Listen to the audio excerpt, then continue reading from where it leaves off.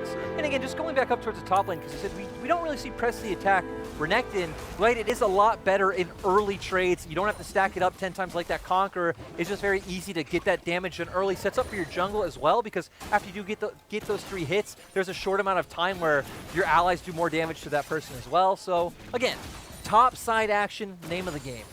As we look towards the top side, you can also see that Kanavi is starting up towards this top lane here, with position available to hit on 369, while Carson is down towards the bottom side with the pushing bottom lane. Yeah, pretty interesting to see that Kanavi is just going to go for a full clear. Not a full clear because he did start as red, but heading back down towards the bottom lane. Actually, Raptors starting with Carson as well. Picking up the blue buff now, that'll get him level 3. But Lyric, while we do have our slow jungle clear coming through, I just want to reiterate, as we talk about win conditions going into this game, and you talk heavily about the early jungle influence towards the top side. But I'm looking across the board and I'm like, okay, scaling is a word that comes into mind, but it seems like there's a lot more to it than that. Well, and when it comes to scaling this game, again, we look at the other side, and of course there's a Trundle, there's an Azir, there's a Yuumi. But again, for the side of JDG, you have no way of getting on top of TS. Yeah. So when it comes to this late game, I feel great as top esports. You have Karso with the Gragas can disengage with both his E and the cast. Of course, Braum, his whole kit is all about peeling and disengage. So Knight especially should have a ton of room to deal his damage. And that's the person you want to entrust the damage to, right? You want Knight to be the big carry on your team. Yeah, absolutely. Because you know he's capable. You know that Knight has been, in dangerous positions before. Rather, should I say, in accelerated positions. And he's the person that Top Esports is all about. As Kanavi pokes his head around to Kasa, but Scuttle Crab is already going to be secured, while Kanavi's going for the invade. Kasa has not taken his red buff just yet. They're splitting the map, but towards the same side. That's actually really confusing. Of course 369 can just follow up so easily. He knows. Of course he knows. He knows. Okay, Splight's going to come through. The body bop on top of Kanavi. Knight's getting poked out meanwhile, though. The mid lane is in the 1v1. It's going to be winning out by Yagao, but 369 comes in to help Kanavi in a 1v2 until Zoom comes in behind. Kasa getting low on top. They spin to win, and Zoom picks up first blood here of Game 3 while Knight comes in epically low. The flash forward is not the way to go. And JDG start us off here with their first blood Renekton. I'm just saying that was an absolute LPL play where Kanavi splits the map, and hey, we've already set up JDG's top 2v2 wins, but Zoom was under his tower. But again, here in the LPL, we don't care about waves, we don't care about wave states and things like this. Zoom follows anyway, they come out ahead in the 2v2, and JDG now having the better early game. And to reiterate your point, if you look at JDG and you talked about how difficult it is to find the engage, you don't need to engage if you're ahead, right? You said that in Game 2. You find that early lead and you're able to accelerate. Then for JDG, this gets a whole lot easier. Yeah, and again, didn't really need to engage when he just ran right past Carson and said, hey man, I'll see you in your jungle in like 2 minutes, meet me there. And he predators towards him. That was a nice interaction. I just want to know what was going through Carson's mind, like, this is so free. Maybe he thought, he's going to back, it's okay. He's going to play the bluff. Like a hand of poker here. Carson's going to be spotted out the top side ward meanwhile though, but you look after that trade, after that first blood goes across, all the deep vision that was secured. Now Carson's being tracked up towards the Raptors where he started. Yeah, and talking about this, we actually see in the mid lane that Yagao has pushed, so Carson gonna feel constant threat coming out from Kanavi's Trundle. And again, this isn't a matchup we need to go into too much depth about. We see it all the time, but Azir will have push on Corki in these early levels. And there's Kanavi going for these invades. I mean, the jungle 1 versus 1. Peekaboo yet again. Carson going to get the smite on down here on the big wolf, but he's getting low. Remember, press the attack. Trundle likes to take a big chop. In comes Yagao, but it's Kanavi. Secures the second blood.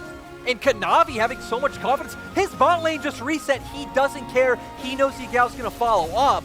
This is not the only trade. Dominus going to come through. 369 is only level 5 here. He's weak. His arms are like spaghetti. And Zoom the Croc almost gets a solo kill, but he forces away 369, who now has no flash. And Renekton against Jace, even if 369 had been level 6, it doesn't matter. You don't really have an ultimate. Renekton does. He gets on top of you and forcing that 1v1. This is why we've sung Zoom so many praises this split. And again, Top Esports in the first 2 games, early game, were just a hands-down better team. When you think about TS as an individuals, you'd even just think they're better. Yeah. So nice to see JDG bouncing back this game and having a much stronger early game. Yeah, very important for the momentum of this series here. Let's note where the kills go, though, as we go towards the 7-minute mark. Zoom got first blood, Kanavi with the second. And this Trundle is, okay, I'm going to pause again. Grab it in bottom lane. Lumau gets healed on up. One auto, but Jakila gets flushed on by big boy Loken. Chocho now left in a 1 versus 2. And Lumau may be a Yumi, but a bit of excess damage and healing going to be coming through. And JDG's bottom lane also winning out. Hysterics, there are not supposed to be 2v2 kills in a Misfortune Yumi against Aphelios from lane. Looked like TS were the aggressors, but JDG coming out on top, and now we've seen both bottom lanes solo kill each other. And yeah, TS are the ones to go in on this. Great job by Lumau just blocking up all that damage, is able to get the heal off and then survive, and left Jakilov in such a bad position. And guess what? Loken was untouched that whole time. He was full health, ran forward and said yoink. Another kill going over. And you mentioned it just before. I mean, JDG with an early start this game. This is really accelerating. And now all 3 lanes feel pretty comfortable here after the start that was. And I love this because we said, okay, Top Esports composition in the late game, just it makes a lot more sense, does well into what JDG have drafted. But guess what? You don't need, exactly, if you can just snowball the early game, just consistently use your pressures across the map, build up this 5-6K gold lead, doesn't matter, right? You're going to be able to force the objectives. TS are going to have to come into you. You're going to be able to get the Heralds, get the Baron, and try to force these pushes. I'm going to slow down, though, because this game's not over for TS. Again, they outscale. They will have a period where they're much stronger. We haven't even seen the Manamune come out from that yet. But it feels like we're now finally able to talk about the praises of JDG through this early game. A much cleaner scenario. Rift Herald this time going to be going over to JDG, while Casa will take the trade towards the Ocean Dragon to start us off. Which, if you're TS, you do feel fine with this situation. You're going to get the Dragon, you're going to start making your way towards that soul.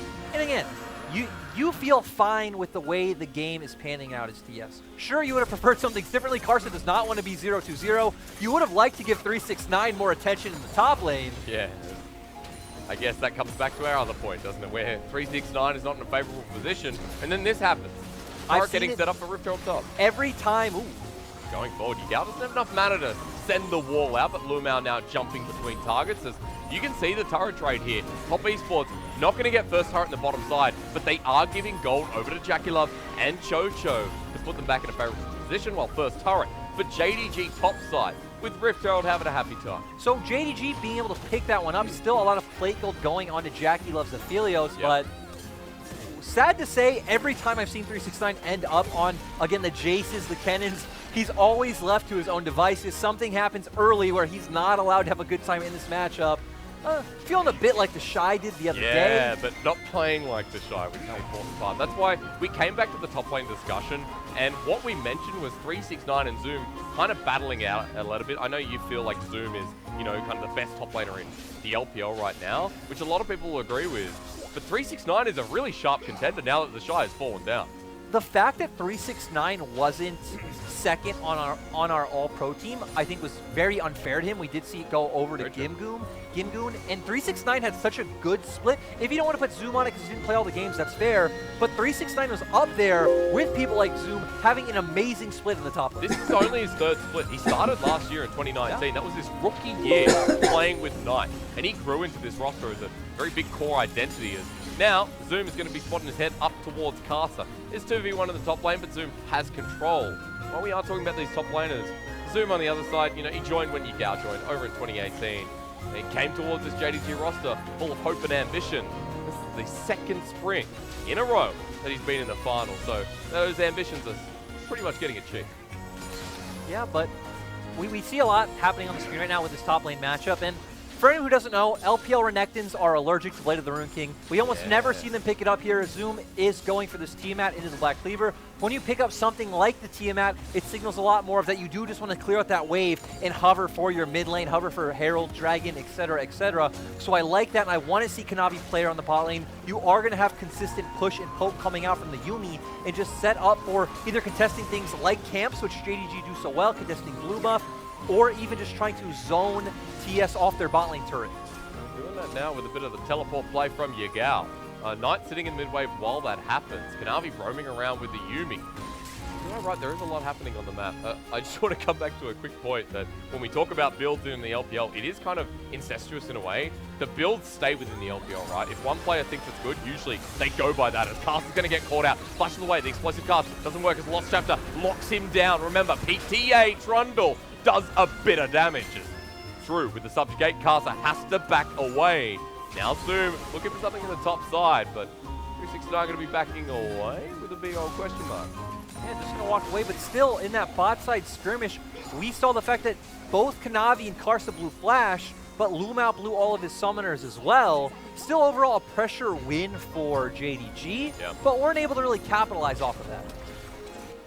So we get to a point where we're, okay, resetting back into the waves. Turret plating available for 1:30. Dragon's going to be up in about 1:20 as well. So I'm going to ask you, there's no contest from a side like Top Esports at this point for this next Dragon. You don't need to, right? There's no reason for you to contest for this Drake. You can just keep letting Corki get items. Even this mana immune spike isn't really a spike until you do get that full-on Mira mana. Sure. So, again, play the slow game. You already got the first Drake. Zoom doesn't want to play a slow game at all, though. He's going to get help from Carson, but Zoom is quite large. And in charge, maybe. Predator going to come through with a body bop as well. The damage going through, flushing away. Knight now joining the play with Yagao coming in. That's a lethal tempo Azir, remember? So can only poke them for now. And Zoom does manage to escape with his life. At first, I thought Zoom was absolutely crazy, thinking, hey, man, your mid laner doesn't have TP. The other mid laner and the enemy AD carry both have teleport. What are you doing? But Yagao hovering up, making it so Zoom is able to get away. You traded a flash for a teleport, though. Not very worth. Okay. Well, Zoom got a bit of time to kill before that comes back up and available. Is now heading towards the mid lane, closer towards this Dragon. Has the teleport, but opts to be near it and clear out the mid wave with the rest of Top Esports now positioning there as well. Yeah, and we see Yagao has no mana. Yagao needs to back. JDG should have been the ones in position with the better power spikes right now to force this Dragon. And again, they're left in a situation where Top get it for free. And you get the extra stats that are going to mean more and more towards the late game. Sure, it's only 4%, but an Infernal's an Infernal, and there is a Cloud Soul now available on Summoner's Rift. And Top Esports have both the Dragons, so sure, they're down 3,000 gold, but we set up what this team's about, and that timer has been set back yet again. In Hysterics, I want to point out that, again, you would have gained nothing off of that top lane kill even if you had been able to pull it off. But again, TS had 2 teleports. There's no way it would have ever panned out. Why instead would you not take the free Drake when you had push advantage in the top lane and Zoom can just walk down himself? Now we're at a point where you know Zoom doesn't have Flash. The setup here for 369, now he can't kill him by himself. He needs a bit of help. But he can try and push Zoom off of the wave, get a bit of that CS and that Yomu's Jace. Get closer towards the 2-3 item mark that can just punish some of this back line. Still, I actually do like this from JDG, knowing, hey, we can just take the Rift Herald. Okay. Even though he does have first item, 369, isn't going to be able to do much in this setup. Ooh, what do you think about this? I could see it. Casa are in position to try and get Loken and Lumao while Herald... They're going to commit now, yep. They're doomed.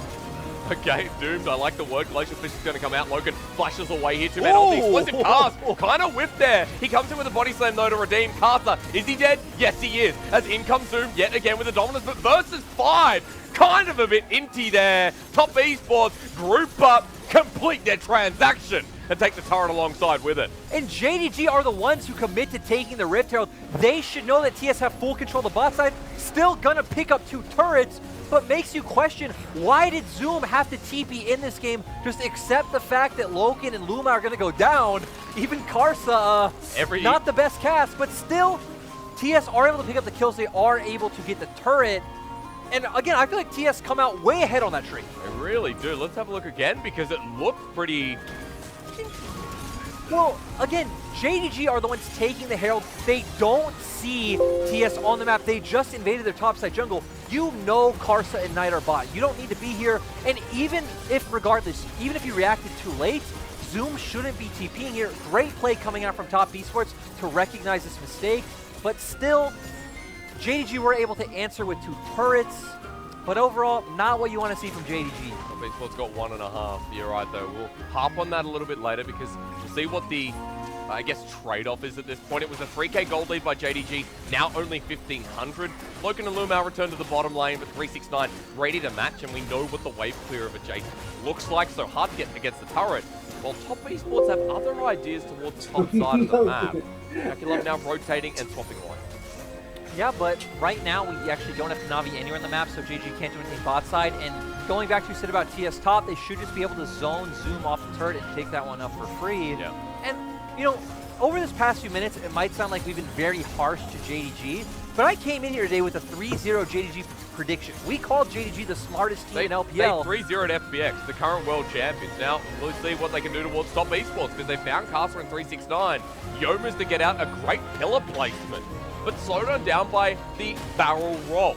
Loken going to be sitting in this bottom side meanwhile, though, so that is a better trade for JDG, getting this in a turret. Yeah, I mean, now it's TS, the ones left behind. JDG doing such a good job at controlling two objectives, and it feels like 1 second we have to kind of talk about the mistakes by the team, but the next second it's like, oh, hey, now they're making a good play.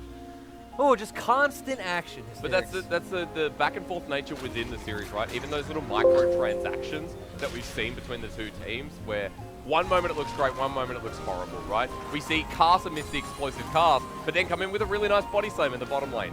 Stuff like that has pushed us in different directions here in this series already. I was going to say, we've seen it every game now, right? We've seen, oh, great early games, ooh, questionable Barons, ooh, good team fight, ooh, bad pick, and it's very back and forth, but now we're at a point where gold is just about even, right? We're 2k ahead on the side of JDG, but TS do have the Corki, they do have the Aphelios, and they are the ones starting to put JDG on a timer for Cloud Soul, but again, those individual Cloud Drakes are going to be a lot more impactful than the actual Soul itself. Yeah, the 10%, right? If JDG can pick them up, that's 40% towards the ultimates of the things like the Emperor's Divide, the Yumi, and the Yumi, yeah.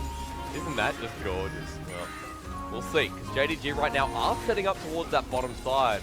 And Lyric, we're getting to the point where JDG, as you mentioned, we see more of that front to back, the potential of engage from someone like Yagao, especially around this objective. It's going to have to be engaged from someone like Yagao or Zoom, again, finding some kind of flank. And if TS just play very patiently, it's going to be very hard for JDG to get on top of them. Right so again, I want to see TS take this one slow. Okay. I was going to say, right now, it does feel like they're being very patient. Chocho's the only one who's kind of pushing above rush line. And Top Esports are backing away. JDG hold priority in the river, but they're taking a different route in. Remember the poke from 369. Crucial. Doesn't land though. JDG's not the dragon. Top Esports, there you go. Bit of patience. Yep, they weren't able to get any sort of setup, weren't able to lay down any poke that they would have liked. So saying, hey, guess what? We don't really need this dragon. But we've actually seen this before, where JDG gives up the first two Drakes and then stacks for it. It actually happened, I think, in 2 games against FPX, Game 1 and Game 3, if I remember correctly. So JDG love this situation. Of course, being able to continuously stack up those clouds is just going to feel so good. Oh yeah, first 10% online here. What do we got next, Lyric? What would you like to look towards? Because we've got a Baron up in 10 seconds. And actually, to be fair, it doesn't matter the composition. We have seen early Barons here in this series so far. Yeah, but I don't want to see any early... Okay, as a viewer, I want to see early Barons. I want to see those kinds of shenanigans. But as maybe an analyst, maybe as a former coach, I want to see these teams take it a bit slower. I want to see Karsa playing with this mid lane and hovering for a Zoom, which, again, you pick this press the attack Renekton. It is your theoretical strong side. Yagao has the TP. And for the side of TS, you feel fine just answering waves, and again, still getting a few more items under your belt. Corki is going to hit that power spike soon. He doesn't have Triforce, but still doesn't have that mirror mana. At 20 minutes, I mean, you'd have to think it's any moment now, right? We've gone long enough without seeing that upgraded. With those 2 items with lethal tempo, again, to reiterate how powerful that is in fights with the Aphelios beside you. The double 80 carry is going to be quite massive. And at this point, you can see now positioning around the Baron. Just waiting for that to upgrade. I'll let you know when, Lyric. And for JDG, with the fact that you don't have any reliable engage, it's going to be a lot more about picking people off either in transition or when you're aggressively pushing for vision, you know, pushing out the mid lane, transition to top. It's like, oh, this person's here, they're walking into our vision, but no neutral objectives that either team should fight for. We've seen it the first 2 games that these teams are going for early Barons, so maybe it'll happen again. Big cast this region. This is your first split with us, but you know what the LPL is all about. Say it back to me. What is it? Endless bloodshed? Yes! Perfect. You belong here. You definitely belong here. That's what it's all about, testing the limits.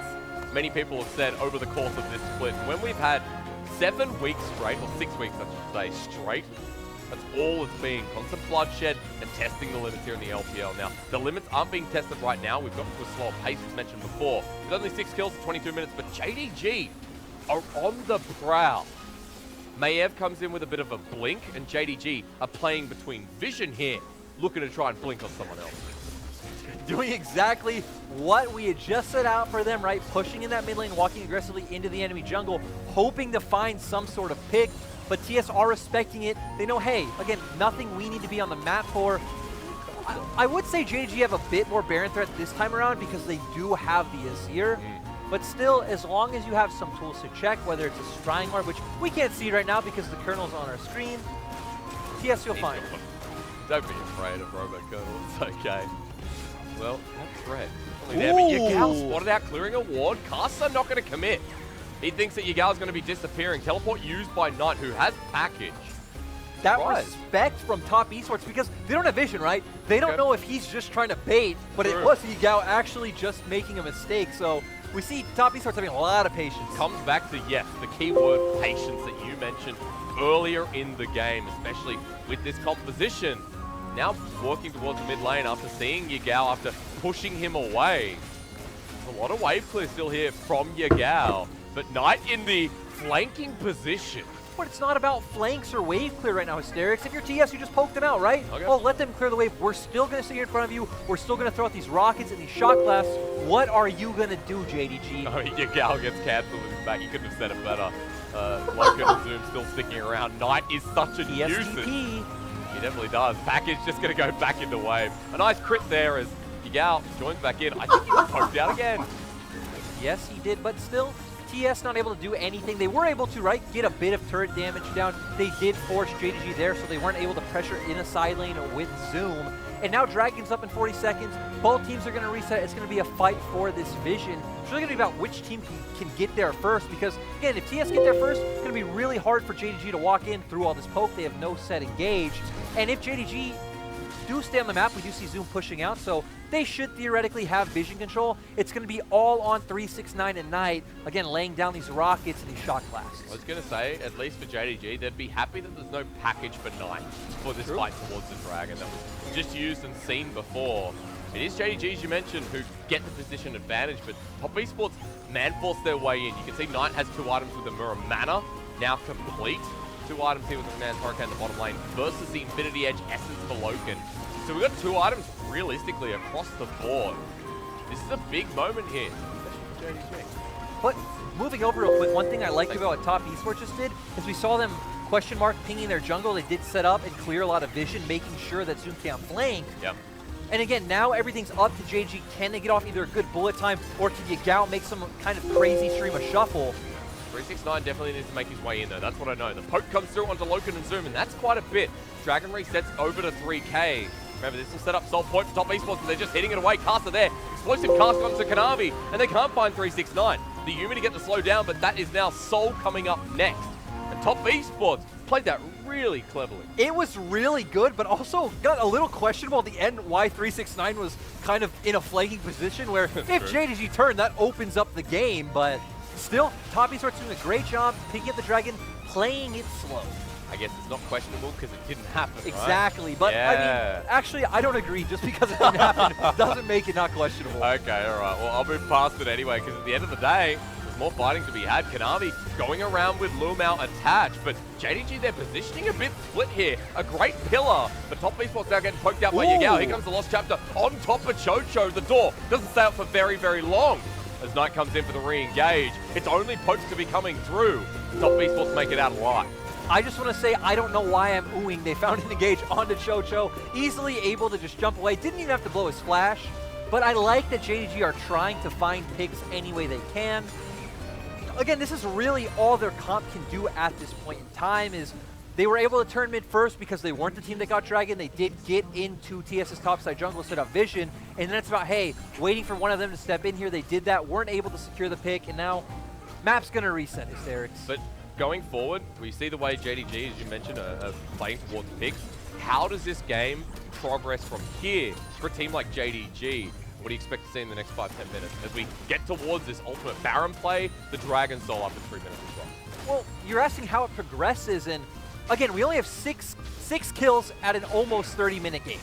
We're not going to see a lot of proactivity when JDG's comp doesn't really open them to making any sort of proactive plays. Sure, what we want to see is them turn towards the mid lane first, push out that wave, and then try to aggressively invade TS's jungle and make them think, hey, we're doing Baron, we have a 0+80 carry, come into us.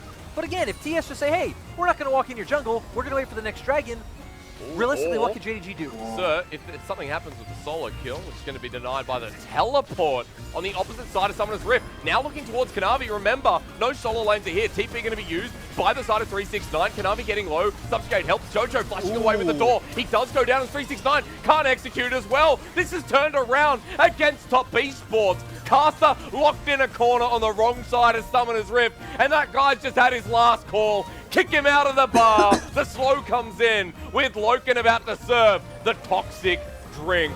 Caster has nowhere to go. He tries to outplay that one, but JDG just send it right against them. Finding exactly what they need. Top Esports, a poke comp, not able to poke. We actually didn't see how JDG got on top of them, but it doesn't matter how they were able to do it, and now they can start forcing the Baron because there is no smite up for the side of TS. I will say though, Moonlight Vigil, Infernum, Knight has package. JDG, it's a numbers advantage, but Top Esports, individual players. But the ult misses from Jackie Love. The pillar comes through. Knight comes in, lines it up, and kills Zoom. Jackie Love with Severum has a bit of healing. Kanavi slowed by the package again. Every single time I cast this champion, he pops off. What is happening right now? Oh my god, Jackie Love and Knight showing up so clutch, and this is what finals are built on. They're not built on who's the smarter team, they're built on clutch star performances. Just like he did in Invictus Gaming, and just like Knight's been doing all across Top Esports, they clutch it out as we look at this once again. This is actually insane. They are looking for a 2v5 right now. And again, they back off. When Knight goes for this package right here, it's like, what are you doing, man? Flashes out. Woo! The burn coming. It is slightly buffed this patch, but then Jackie Love playing so well on the back of this fight. Things just looking great for TS. Oh, man. Knight now huge after that one as well. Picked up a rapid fire cannon and is close towards Infinity Edge. And that's right. Top Esports, come over here, have a beer. You deserve it after that. And this game, after JDG found that miracle, that window towards the mid lane, Top Esports take it right back, and now they have Baron. You know what, Kanavi? Watch out. Pillar's going to come on down, maybe not. If Zoom can come in as the Lost Chapter finds his mark as well, maybe there's something. Caster on the back as well to support them. Zoom is spotted out, and the poke comes through and realigns against JDG. So Jackie Love says, okay, I'll move to the bottom lane. Look at the size of this minion wave. Not even this minion wave. Look top as well. TS have the top lane pushing. The mid lane was pushing. They're doing such a great job of utilizing the whole map. They're going to be able to push this in, and Karso or any member of TS can just go look to take Dragon for free if they so want. But you're right. When you have this minion wave, why look for Dragon when you can just siege down this turret? And especially when you keep saying the words poke comp, I now see it. Locked on down is Yagao, and gone is Yagao. Top Esports are running in, and with a death timer like that, and a 4 versus 5, I don't know what's next. What's next is they just keep going. They have the poke, they have the siege, they have the Baron minions. Why stop now? Bullet time's gonna come through, interrupted, gets half of the minion wave, but locked on down, and Felios does it again. Kanavi locked as well, and Knight kills him. Top Esports say go. It's Brain versus Brawn, and the Brawn says, sit down, kids. Back to the library. Loken at the Nexus, rather the Fountain will die, and Top Esports take us to match point. And that was absolutely insane coming out from TS. Jackie Love and Knight, what are you doing? That was just disgusting to see, but great play pulling it in their favor. I apologize to everyone who uses libraries, but at this point, forcing that through Baron, the bottom wave as well. We said when JDG get going, they don't stop, but when Top Esports find their suit of armor, they just run right at you. Yeah, that was, and again, it was great seeing even from draft, where I feel like TS's draft was a lot more coherent, did very well into what JDG had picked up, and then they knew, hey, we can take this slow. They still were able to pick up early dragons off JDG's mistakes, and then again, when it came down to it, when it looked like JDG had found the fight they wanted, 2 star level performances in a final, nonetheless. In a final. See, this is what I wanted, right? At the end of the day, I wanted 2 things. I wanted a game 5, and I wanted but this time power. they lost the early game. At the end of the day, Top Esports and they were built on night. True, Carso really got abused in the early game, but they kept calm and said, hey, we know what we're doing. 369 was not able to get going on the stage, but they knew that they had the carries they could rely on. And we saw it there in that play where came JDG together in the end, and again, moving over to the other side, as JDG right now, your back is against the wall. There is no room for mistakes in game or in draft. The Demon Dogs need to start playing like Demon Dogs, right? Because at this point, JDG, he said it so well, backs against the wall. We had really high expectations of JDG coming into this series.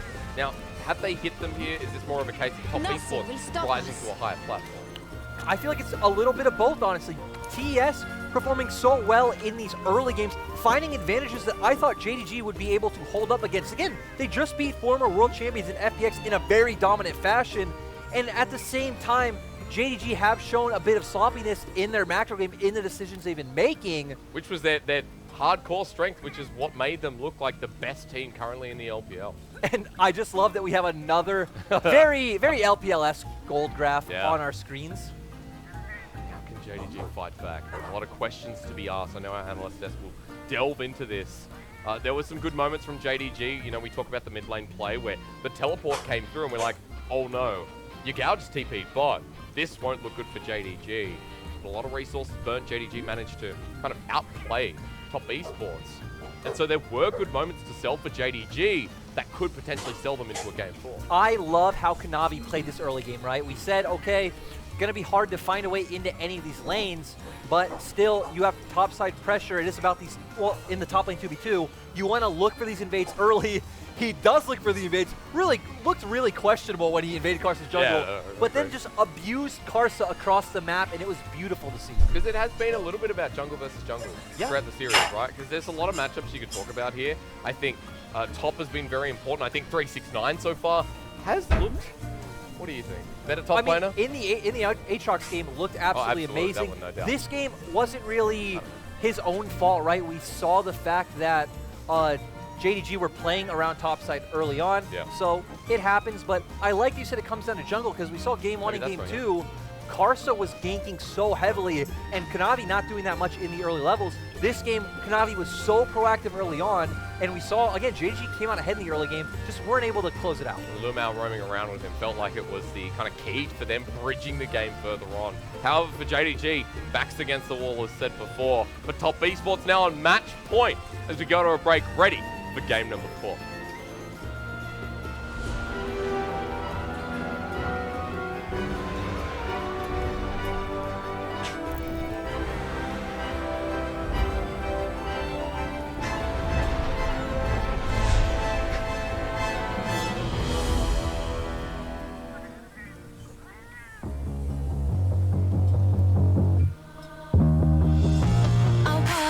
While you put your jacket on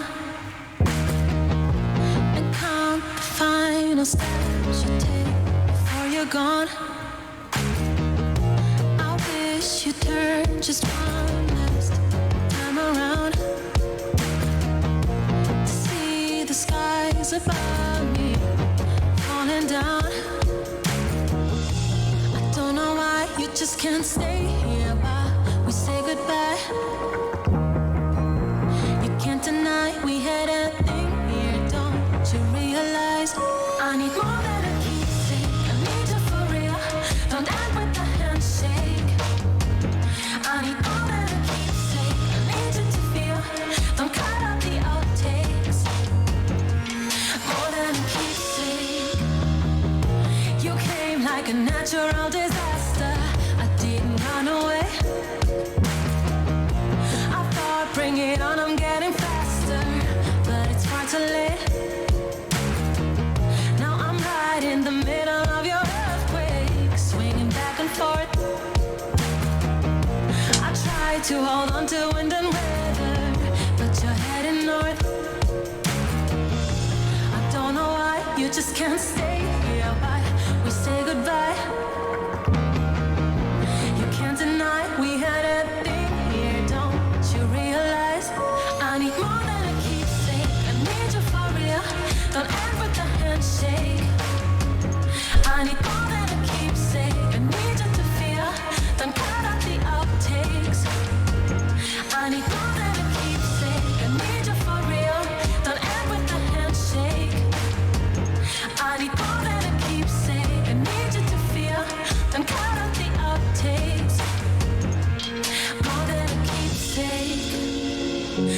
need more than a keepsake.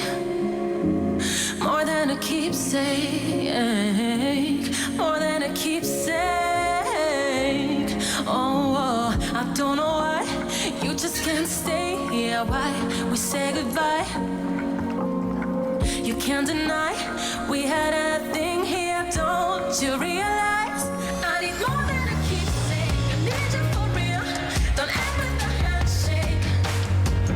I need more than a keepsake. I need you to feel the kind of the outtakes. More than a keepsake.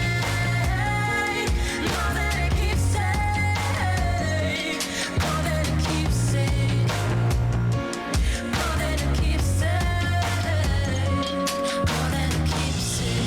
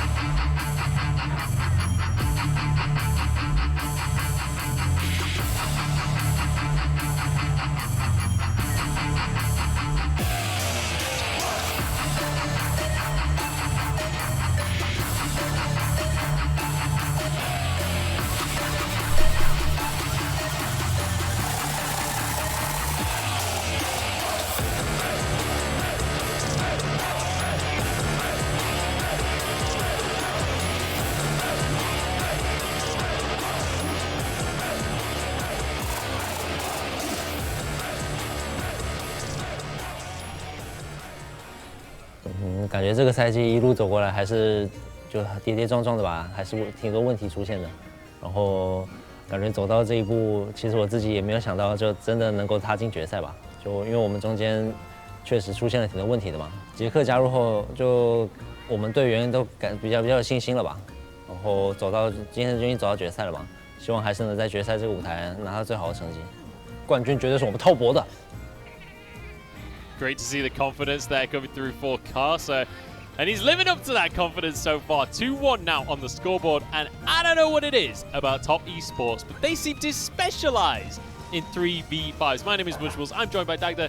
Dagda, break that down for me, because Knight and Jackie Love, they just seem insane. I miss Jackie Love so much. I am so glad this guy is The back. wait is over. Because it is amazing to see him. And as you said, I mean, incredible performances across the board from both Knight, Jackie Love, Carsa as well. And it was a difficult composition for Top Esports to try and orchestrate all together. So for them to be able to find the success that they did in this game spoke volumes to it. It's the different styles as well. We've seen a different Top Esports every single game so far when it comes to these compositions, and they're playing these different styles very well. But let's get on into the nitty-gritty here, and we'll start with our first replay, which is of JDG being the ones to put the pedal down first with an early invade. And this is where we talk about how Kanavi gets set up by his team for success. So JDG, both Zoom and Yagao, coming to support Kanavi on what was a very dangerous invade.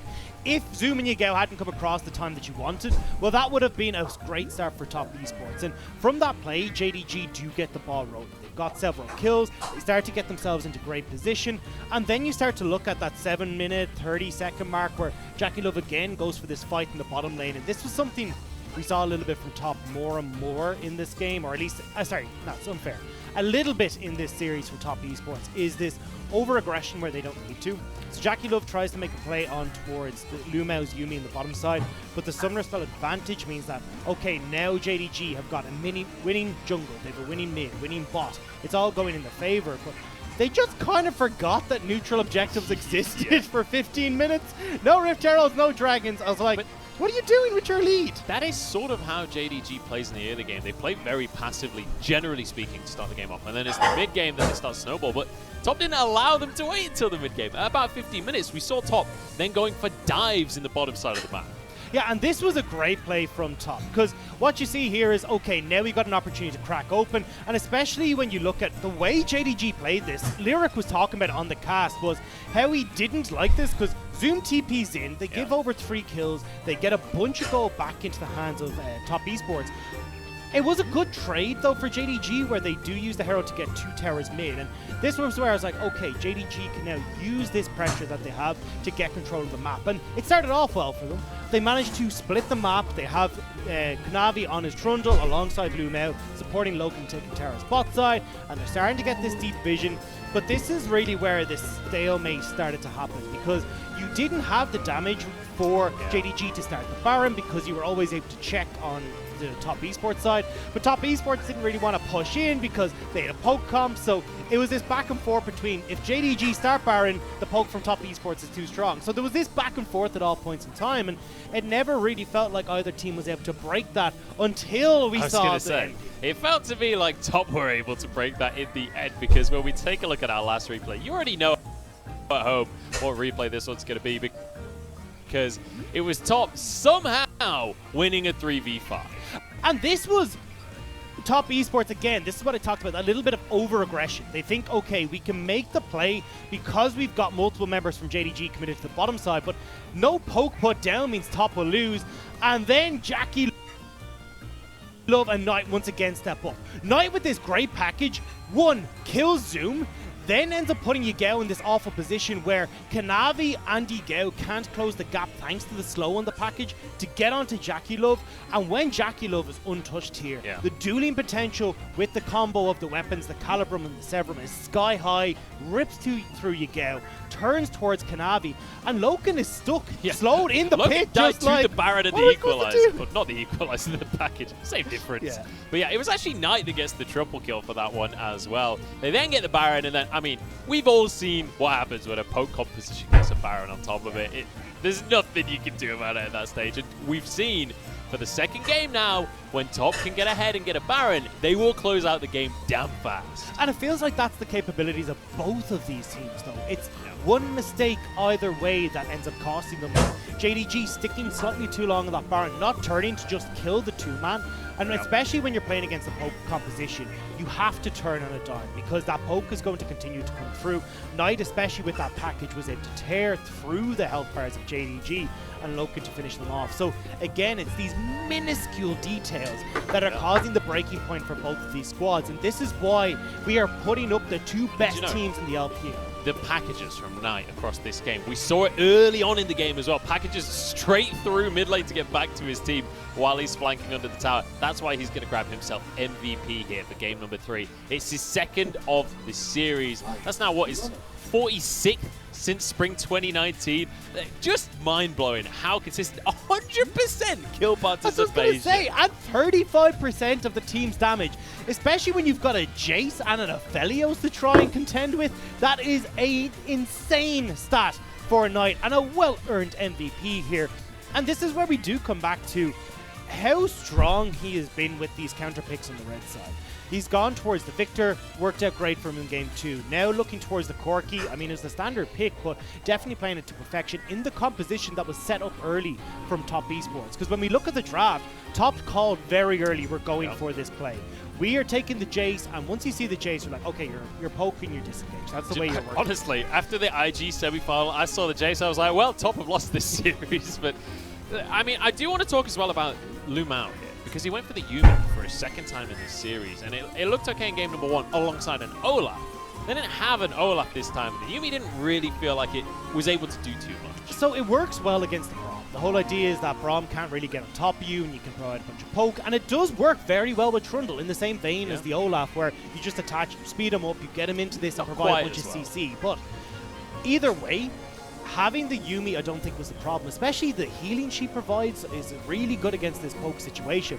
The biggest problem was they didn't have a guaranteed engage on JDG's side, because you're relying on Trundle running at you. Well, we've got Accelerated Shock Blast, we got Braum, we got a bunch of ways of getting the hell out of dodge. We don't have to worry about that Trundle.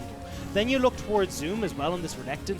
With the control the top esports were having a vision, it never gave the opportunity for Zoom to find the flanks he needed as Renekton. So overall, the engage tools were missing from JDG to get on top of top esports, and that's why we saw this long stalemate when we got towards the mid game, where JDG couldn't engage and top couldn't find the poke that they wanted to set up for their advantages. And I feel like with the Ornn being banned away there from top esports, bear in mind, JDG are going to be on the blue side of the draft once again, so we could have a rinse repeat. It's very possible. I feel like that Ornn needs to be higher priority, because I feel like Zoom on the Ornn changes this game so much. And this Azir pick coming out from Yagao, I asked you before game number 3 there, does this need to change? Because Yagao doesn't look good on it today. Look, I think it's a bit unfair to say he doesn't look good. I think it has been working as intended in certain situations, but unfortunately, as he said, like in the current situation where he's not able to get these guaranteed engages off with that composition from top esports, I 100% agree. Probably wasn't the time to pick it, because it does. You're not ever going to see the likes of top esports go aggressive onto you, and then it's really difficult to find these engage Azir Emperor's Divides, because, well, they're running for the hills. There's no way you're going to find them. So I agree, in this certain situation, I don't think the Azir was the right pick. And I think, again, coming back to this draft, we got to see an adaptation come through from JDG, because this was what FPX figured out with that Ornn pick, was if we just contest this all the time or we take it away, well, suddenly JDG, they start to stumble in this early game. They don't have those same guaranteed engage tools. Now, it didn't work out for FPX, but it definitely was a better situation for them. Now, I do kind of want to revisit a topic that you're not going to be happy about, because at the start of the day, we put some predictions down, and I told you that top esports were going to win this series 3-1 through star power, through bringing chaos into this game and outshining individually. This is your opportunity, Dagda. Do you want to change that prediction? I would never flip-flop. I am a man of my word. How dare you? No, I won't be flip-flopping here. My prediction is wrong either way, because I did go for the 3-1 for JDG, but still, I agree. I think top esports here definitely looking like the stronger team. They've out-macroed, they've outplayed, outperformed, and across the board just being better than JDG here today. And that's a really surprising statement. Not in that I doubted top esports capabilities, but that JDG, we set them up as this controlled team, how they get their wins. They 3-0'd FPX. Yeah. Like, you expect them to come in and kind of dominate. They just beat the world champion 3-0, and FPX by no means looked bad. Like, FPX then went and 3-0'd IG in the third place match as well, so it's not like FPX weren't even performing. JDG looked great coming into this series, and I'm hoping we get to see a little bit more of that, because it felt like maybe this was their game, especially with game 1 was a little bit slower. They managed to take that one, and then suddenly game number 3, it felt slow. It felt like JDG maybe had the advantages they needed. It feels like we're starting to see the Jackie Love Shock Collie magic really come through. Because don't forget, when we saw them coming into the spring finals, or the spring playoffs, we hadn't seen a huge amount of Jackie Love on this squad. They'd only started to get to grips with him. A month as of tomorrow was when Jackie Love joined that team. So this is now him starting to figure out how the team works. What calls can I make? How quickly will people follow? This takes a little bit of time to get used to, and this only feels like top esports are having the up and up as he gets more time to experience with the team. That's the most impressive thing to me about this team, is that they're just getting started. Top esports, they're still making mistakes. Like, these games, I'm sure you guys are aware, have not been cleaned from either side. There have been mistakes galore, but top esports are the ones winning out when it comes to those clutch moments. And I think when we look back on this series, whichever way it does end up going, I think that the clutch moments are going to be what really defines this series out from the other LPL finals. And that's the thing. When you come into a finals, it's not, how well can the team, well, not always how well can the team as a whole play. There are always moments that shine from the individual performances. It's the players who are willing to push the envelope that make or break for these squads. And so far, we've seen Jackie Love in that last game step up with this amazing performance alongside Knight at that Baron to secure the victory for Top Esports. But as we start to get the ball rolling again in towards our next game, can we see JDG have a similar performance? Because it's not like they don't have the talent for it. Yeah. This is a squad that across the board, in especially the that top Dumpling side of the map. brothers. Yeah, the Dumpling brothers, Kanavi, our spring split MVP. These are the players that we need to see step up alongside Loken. Because when in game number 1, Loken was given this Aphelios pick, or game 2, he played his damn heart out. Yeah. And it really looked like he might have been able to clean this game up for JDG, but they just fall short. And now, with their backs against the wall, we'll have to see if they could take it up another notch and take on Top Esports. Yeah, and looking towards the mid lane as well, I'm curious how JDG are going to approach this draft. Because when you look at the draft for game number 3 with JDG on the blue side like they will be here for game number 4, they start things off by focusing out Knight. They go Zoe off the board, Syndra off the board. Kind of the 2 picks that we know Knight for. Certainly the Syndra when it comes to this playoffs. On the other side of the board, Top Esports also ended up banning out the LeBlanc, so you end up with the mid lane champion pools getting pinched pretty significantly. And when on the other side of the board, Top Esports also ended up banning out Corki. Knight very clearly has the upper hand in that matchup when it comes to this Corki play. I mean, Knight, he got the MVP for a reason.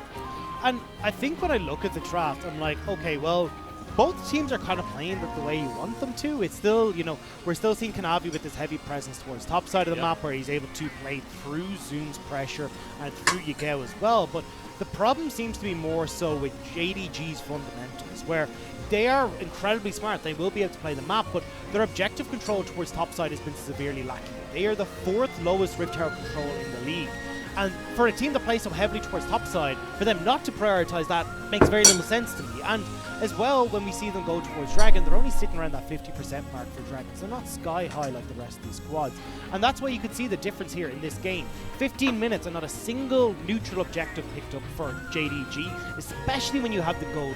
You've gone for this team at build on the Renekton where you can push away and then go and influence the rest of the map.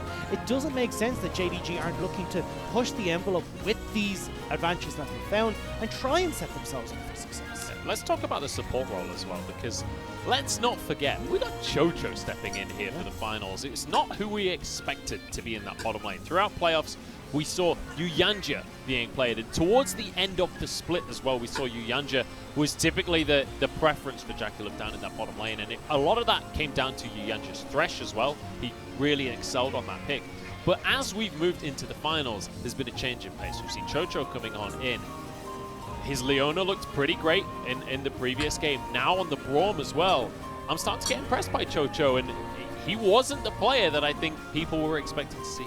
Especially when we've seen a bit of an issue with Chocho in how he's able to play certain styles of compositions, how he's able to support his jungle and his teammates in certain scenarios, but especially when we've seen Leona, a Braum, a Thresh. These are 3 very distinct styles that you have to hit. So super hyper engage on the Leona, much more of a standoffish Braum, hype back, be more protective. And same with Thresh, who kind of fits into how do I use this lantern to position Jackie Love in an awful lot of situations, because he was playing that Aphelios.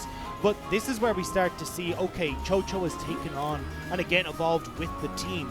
Maybe it was just needed that Jackie Love shot calling beside him, because at the time that we saw a lot from Chocho, he was playing with Photic, and Photic really did struggle in that lane. So now that Chocho has got a stronger voice in that bottom lane, someone who can lend himself to lean on the veterancy of Chocho, it seems to be a lot better for him. One other person I want to talk about when it comes to the bottom lane as well as Loken here, because you mentioned him briefly before as well. He has had some highlight moments in these games, especially his Aphelios, as you say, in game number 2. But I want to mention as well that let's not forget, Loken is up against his own squad here. Loken was on Top Esports back in 2019. He moved out of the squad. Photic stepped up for Top Esports. Photic now being replaced by Jackulov. And suddenly, Loken makes it to the final on his new team, finds his old squad as his opponents, and is now with his back against the wall. He's got pride on the line now in game number 4. And you can feel that grudge match in the bottom lane as well, because they are We've going had ham 2v2s against each other. But the thing is, you're not getting the support towards Loken. Loken has never really gotten much backup coming through from the squad, and it's actually been the same when you look over at Top Esports. So that's why you feel this okay, well, we're free to go aggressive because we know chances are junglers aren't going to appear bot side of the map anytime soon. So I think as I start to go into this game a little bit more, maybe we start to see a mix-up come through from JDG because clearly their game plan isn't working. Maybe we start to see them open up the map, play more towards that bottom side, especially when picks like this Aphelios being opened up quite a bit, being left on the wayside. If they can take that for themselves, play through bottom side, get Loken set up for success, we can see that Loken has been doing a great job in these series, and then you can start to get over towards Dragons, change your objective control and start to prioritize getting this early to mid-game rolling better, because I think that's the difference when we look at top esports versus JDG. Top esports will get this early lead. They will then have this snowball start rolling because they've gotten double Rift Herald, they've gotten Dragons, and that's how they get the ball rolling. Do a lot with the Herald as well. Exactly, and this is the problem when we look towards JDG. In this game, JDG got the early snowball. They got the lead rolling. And then, okay, cool, we got top lane tower. And hit the pause button. What happened? Yeah.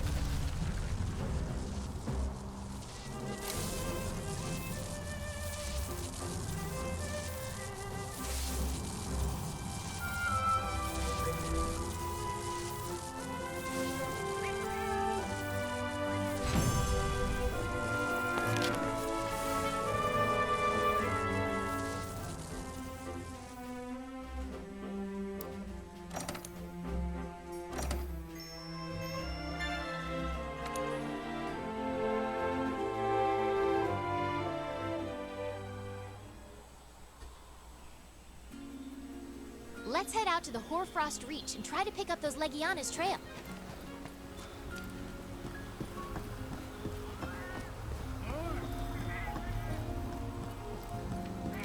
Nothing will stop us.